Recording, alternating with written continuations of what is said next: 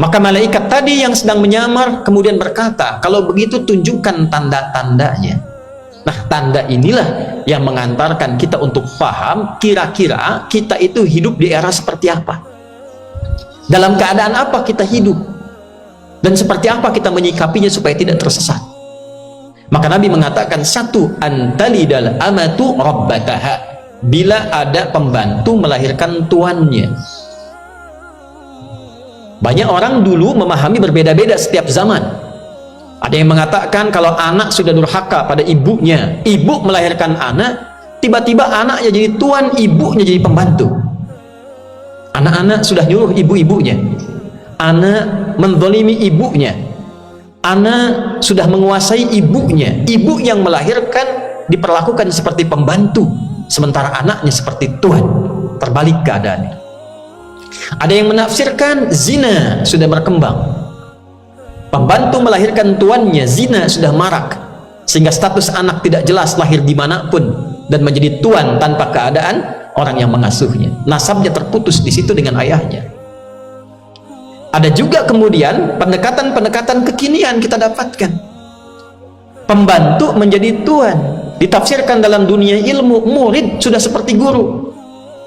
Ada masa-masa di mana murid itu melebihi guru,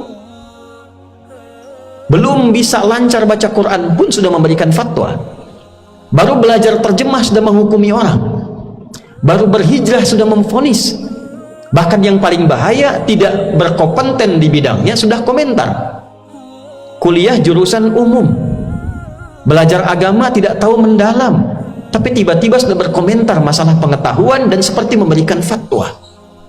Nah, era itu akan terjadi. Dan puncaknya kalau kita bandingkan detail tafsir di hadis lain, misal dalam kitab yang sama Sahih Muslim nomor hadis 2673, di Al-Bukhari nomor hadis ke-100, rawinya anaknya Umar bin Khattab, ya. Atau ada yang mengatakan satu riwayat lain Abdullah bin Amr bin As. Jadi ada Abdullah bin Umar bin Khattab, ada Abdullah bin Amr bin As. Yang tadi Umar bin Khattab, yang ini Abdullah bin Amr, anak sahabatnya Umar bin Khattab, Abdullah bin Amr ibn al-As. Beliau menyampaikan dari Nabi sallallahu alaihi wasallam, innallaha la yaqbidul ilma intiza'an yantazi'uhu minal ibad, walakin yaqbidul ilma biqabdil ulama, hatta idza lam yubqi 'alima ittakhadha an-nasu ru'usan juhala fasu'ilu fa'aftau fadallu adallu. Hadisnya sahih. Kata Abdullah bin Amr ibn al-As radhiyallahu ta'ala anhuma mengatakan dari Nabi sallallahu alaihi wasallam, Allah itu tidak akan mengambil ilmu langsung ilmunya diambil dari seorang hamba. Jadi ada satu masa keadaan itu akan berbeda, pemilik-pemilik ilmu itu mulai sedikit, ahli ilmu, ulama, pakar di bidangnya mulai sedikit, tapi Allah nggak ngambil ilmunya langsung. Bukan tafsirnya diambil sehingga tidak ada tafsir lagi, bukan hadisnya diambil sehingga tidak ada hadis lagi, tidak. Walakin yantazi' yaqbidul ilma biqabdil ulama, tapi ulamanya mulai wafat satu-satu. Pakar tafsir meninggal, pakar hadis meninggal, pakar fikih meninggal, sehingga yang tersisa tinggal sedikit. Yang banyak siapa? Hatta idza lam yubqi 'alima, sampai nanti kalau sudah semakin sedikit dan di beberapa daerah sudah tidak ada lagi yang alim, tiba-tiba yang datang orang yang tidak kompeten. Dan banyak bergelar ustad, tapi tidak punya kepakaran. Fasu'ilu fa'aftau fadallu wa adallu. Maka yang paling celaka itu, kata Nabi, ittakhadhan nasu ru'usan juhala, mulailah orang-orang yang tidak punya kompetensi tadi ternyata jadi sandaran manusia. Orang kebanyakan kok tiba-tiba belajarnya ke situ, tidak punya latar belakang, tidak tahu cara merumuskan persoalan fikih. Ini dalilnya begini, merumuskannya seperti ini, inilah hasilnya seperti ini. Tidak pernah belajar, jurusannya tidak linear, tidak nyambung, tapi tiba-tiba jadi ustaz, tiba-tiba mengajar. Maka yang terjadi apa? Ketika ditanya dia memberikan jawaban seakan memberikan fatwa, fadallu, jawabannya menyesatkan, fa'adallu, yang mendengar pun tersesat. Itulah itulah yang melahirkan kegaduhan, saling mencela, saling merendahkan. Yang berbahaya, pembantu melahirkan tuannya. Murid bisa ngoreksi gurunya. Kalau muridnya pintar tidak ada masalah. Murid yang baru hijrah, murid yang baru belajar, baca Quran pun belum fasih, tiba-tiba bisa membid'ahkan orang yang sudah belajar dan mengajar, yang punya sertifikat, yang punya sanad.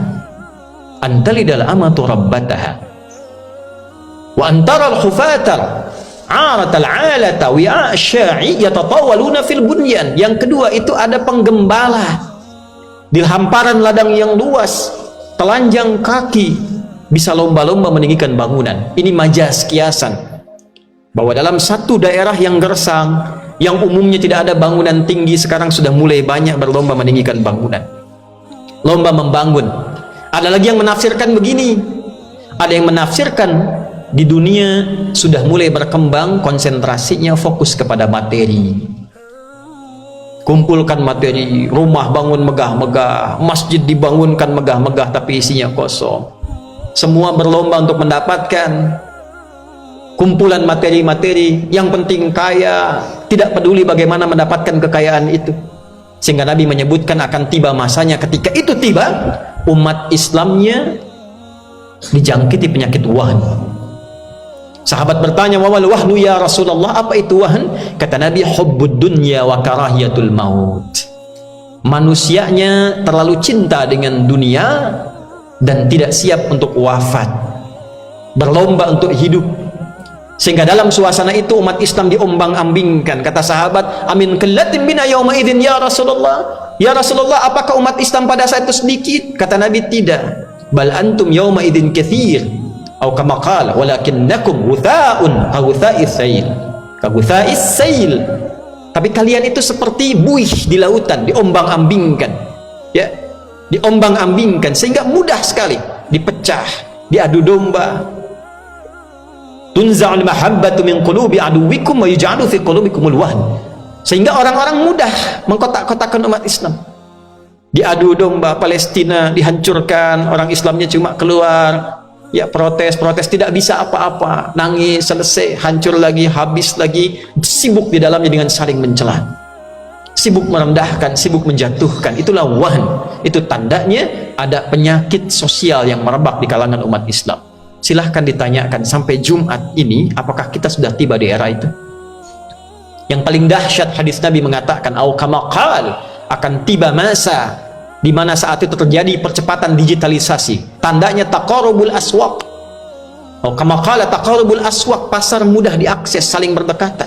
Dulu berangkat pakai motor, ojek, sekarang klik datang. Kemudian taqarubuz zaman, waktunya cepat sekali. Setahun kayak sebulan. Kayaknya baru kelas 1, sekarang sudah kelas 5. Cepat. Setahun kayak sebulan, sebulan kayak sepekan, sepekan kayak sehari, sehari kayak sekilatan. Tapi di masa itu ketika terjadi, Nabi mengatakan, "Yantashirul kadzib tantashirul fitan." Fitnahnya makin menyebar, manipulasi dan dusta semakin tidak bisa dikendalikan. Banyak. Kita hadir sekarang, tanyakan sampai Jumat itu, apakah di era ini kita hadir? Adakah sekarang perbuatan anak mulai durhaka banyak pada orang tua? Adakah sekarang murid yang sudah mulai merasa hebat, baru bisa baca 1-2 dan tahu terjemahan, sudah mengomentari orang, menjelekkan, menjatuhkan, bahkan tidak punya kepakaran di bidangnya, guru-gurunya sudah tidak bersertifikasi dengan baik, sanad sudah tidak mengecil tapi jadi tumpuan di kalangan masyarakat. Orang berlomba mencari dunia, menjatuhkan satu dengan yang lainnya, banyak hoaxnya, banyak gibahnya, banyak fitnahnya. Kalau sudah kita ada di era itu dan merasakan itu, bagaimana solusinya? Kembali ke hadis awal, perkuat Islam kita, perkuat Islam kita, karena hadisnya mengatakan Islam, iman, ihsan, satu paket itu.